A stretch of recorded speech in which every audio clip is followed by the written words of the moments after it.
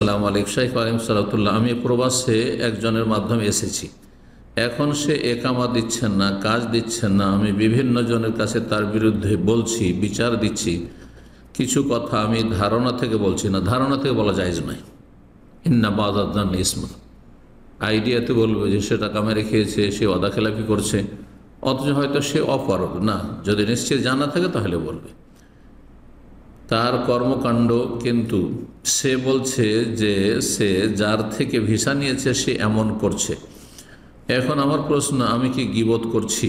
যে কারোর মধ্যে যদি দোষ থাকে আর দোষ চর্চা করা হয় বিনা স্বার্থে, তাতে কোনো লাভ নেই, গঠনমূলক নয়, তাহলে সেটি গীবত। আর দোষ না থাকে তারপরেও সে বেচারা নির্দোষী, অপারগ, পারছেন আর তার সম্পর্কে ধারণা ভিত্তিক যেই সেই কথাবার্তা বলে যাচ্ছ, তাহলে এটি তহমত, মিথ্যাপবাদ, দুটোই কাবিরা গুনাহ।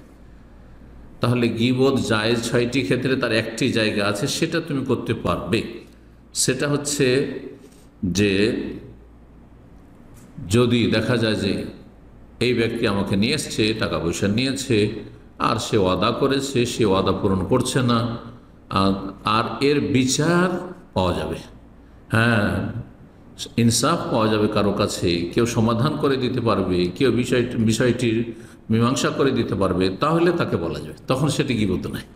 নিজের হক, ন্যায্য অধিকার হাসিলের জন্য, সমস্যার সমাধানের জন্য যদি বলা হয়, যদিও দোষ চর্চা বলতে হচ্ছে ওদেরকে, যাকে তাকে নয়, কিন্তু এই বলা সার্থক, সুতরাং এই ক্ষেত্রে বলতে হবে। ইমাম নবী রাহিমাহুল্লাহ রিয়াজুস সালেহিনে যে 6টি জায়গায় গীবত করা কখনো ফরজ কখনো জায়েজ, তার একটি আত্তাজাল্লুম, জুলমের শিকার হলে বলা যাবে জুলমের অবসান ঘটানোর জন্য এবং ন্যায্য বিচার পাওয়ার জন্য। আল্লাহ তাআলা আ'লাম।